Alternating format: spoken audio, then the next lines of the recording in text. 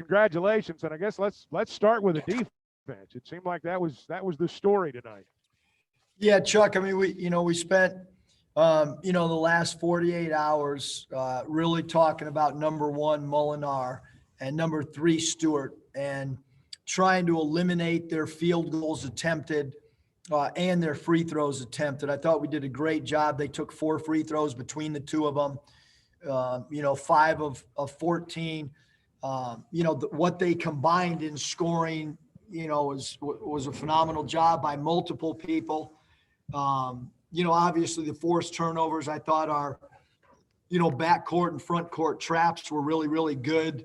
It got the ball out of their hands and other people shooting the ball. And then defensively on the backboards and offensive glass, I thought we were phenomenal rebounding the ball against a really, really physical, rebounding team. You mentioned the trap, and that's been something you've done the last few ball games. Other guys get the ball to the timeline, and I mean, you're jumping out and trapping them. It seems like it puts them on their heels just from almost the beginning of the possession. Is that the point, I guess, from doing that? Yeah, I mean, I think it really, like, if, there's certain teams that we want to do it with, certain teams that we don't, but we just did not want, number one, Molinar, or number 3, Stewart, to get attempts, and we were willing to have other people score the basketball for them. And I thought our guys really did a great job. Not just the 2 guys involved in the trap, but the 3 not involved in the trap all have 1.5 men. And I thought, they did a good job. But it was obviously, Chuck, a game of runs, and they went up early, and we came back with that 20-2 run, and then had an 11-0 run, I think, and a 10-0 run. So, but really just the active hands. I mean, 10 steals and the turnovers, biggest difference. And even though we turned it over in that first half, they were not live ball turnovers. It was travels, which mean they had to inbound the ball. A live ball turnover is much, much different than a dead ball turnover. Well, toward that end, the points off turnovers, you won that 25-4, and I think about Saturday at Stillwater, there were some turnovers you forced early, but you didn't turn them into points. Tonight, it seemed like every time you forced a turnover, you got a basket out of it. Yeah, I thought we did a really good job of capitalizing on that, and then obviously the fast break points at 16-4 was a huge factor for us as well. I thought that, Connor did a great job, on the back line, with 3 blocks again today. And I thought we really played well. I know we were really, really ugly the first half from a shooting standpoint. But we didn't settle in the second half. We only took 7 3 balls, I think, in that second half. So we did a good job of being a little bit more aggressive and attacking the rim a little bit more. I look at your starting guards, Coach, and I look at the rebound totals: 8 in the ball game for Davis, 7 in the ball game for Moses Moody. You get 3 rebounds from Jalen Tate. You've always emphasized rebounding from your guards. Talk, if you would, a little bit about that and the importance of that tonight. Yeah, I thought it was really important, Chuck. I mean, one of the guys that I, worked for in a summer All-Star game many years ago with the Nike All-Star team was Hubie Brown, and he always talked about, the guards being great rebounders. It covers up a multitude of things, and we don't want our guys to leak out. Even Note had 3 defensive rebounds, so our guards did a good job of folding back, double blocking out.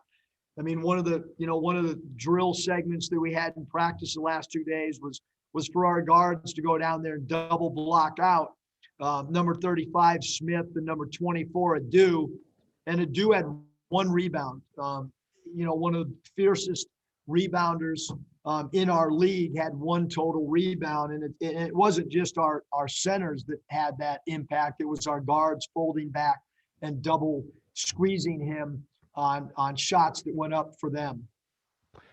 And finally, you've played, I think, 3 games in the last 6 or 7 days. You'll get an extra day this week to prepare before the weekend, or maybe just to get your legs back before the weekend. Talk, if you would, about that and just the fact that you've got a little extra time this week before you play Saturday evening. Yeah, no, I mean, I think for us, it's some banged up bodies. Obviously, Desi got a good stinger. We think he's going to be fine. Jalen Williams really gutted it out. I mean, he is, his deep bone bruise is really, really bothering him. And then Moses Moody did not practice yesterday at all. His ankle, he hurt it on a blockout drill in practice. We didn't know until game time really what he was going to be able to give us, if anything. And I thought he gutted it out tonight as well. Moses should be fine. We hope Desi's fine, and obviously Jalen, has a little bit of time to get ready before our Saturday game. Well, Coach, terrific tonight. Thank you for being with us. Thanks, Chuck. All right, Eric Musselman joining us from just outside the Razorback locker. All right, now we'll turn it over to members of the media. Curtis, get us started, please. Hey, Coach, when you fall behind like that early and it seems like nothing's falling, how impressed were you with the defensive effort to keep you in striking distance, and then just the resiliency of the guys to battle back and get things going offensively also? Yeah, I mean, as bad as we were, offensively, I mean, we, like you said, we were still, right there. And, we didn't shoot the three ball very good at all, only making two, but we also didn't settle for a bunch. So I'm just really proud. Like the Mississippi State team is toughness, rebounding. And I thought we went toe to toe tonight, which is huge. I mean, our ability to rebound against good teams, tonight, I think it showed that we can do that. And we can win a game ugly and grimy and ugly. Scotty. Yeah, Coach, you mentioned rebounding. Mississippi State came into this game, I think, number 6 nationally in offensive rebound rate. What did you think of the collective effort on the defensive glass? And you mentioned Adu only had one board.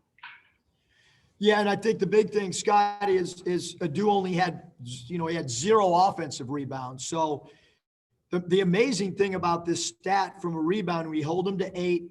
Our goal was to hold them under 9. And they shot 27% the first half. In the second half, they shot 33%. For the game, they shot 30%. So there was a boatload of misses. And we corralled, the majority of those. So, we put over 100 defensive rebound signs all over our locker room, on the players' cars. We plastered them all over everywhere because we felt like that was something we had to do to give ourselves a chance to win. Bob. Yeah, Eric, they cut it to 5 there with about 10 minutes to play, I think a little less than 10. And then Connor goes on like a 7-0 run on his own with a couple of dunks with some good assists and drains that 3. So what'd you think of that mini run he had, just his play overall? Yeah, I mean, a couple people probably wondered if Connor was tired, but he's got incredible stamina, for somebody his size. And I'm really proud of the way that Connor played. I mean, he went toe-to-toe inside. He didn't back down from anybody. I thought he played with incredible toughness. He goes 6 of 11 from the field. What he did is not going to show up the impact he had in our traps, because really he's the key to our traps. He was phenomenal. And then just as a group, just to continue to reiterate, they missed 34 shots and we had 30 defensive rebounds. And then what's going through your mind when you're 1 for 17, you've had, 8 or 9 turnovers? I mean, what's going through your mind, and how'd you guys right the ship? I guess, is my house going to be locked and I can't get in tonight because Danielle tells me to go sleep somewhere else? I was thinking of that. And obviously, it's just frustrating when you can't make a shot and then you turn the ball over, and we had travels and another slow start. So just frustration, really, Bob. And then what'd you guys do to you're ahead by halftime, I thought we did a good job of getting out of our half court sets and getting out of some of our movement plays. I thought they kind of squeezed us and strangled our movement, multiple option plays.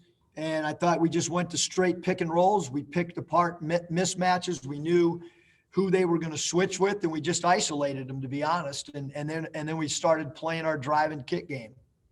Okay, I got a couple more, but I'll turn it back to Mike. Yeah, Coach, Connor's kind of struggled from 3-point land since the start of conference play. How big was it to see one of those fall there in the second half? Yeah, I mean, I know Connor's on deck here with you guys. I mean, he'll tell you I have not told him one time not to shoot the ball. I see him in practice every day. I saw him last year shoot the ball. He's an incredibly gifted shooter. You know, so I know it's unique for someone over 7 foot to launch threes, but we continue to have great belief in him. He stretches the floor for us. He's a constant threat for the other team out there. You know, and I have faith that at some point he's going to knock 2 or 3 of these down in a row, and it's going to open up a game for us.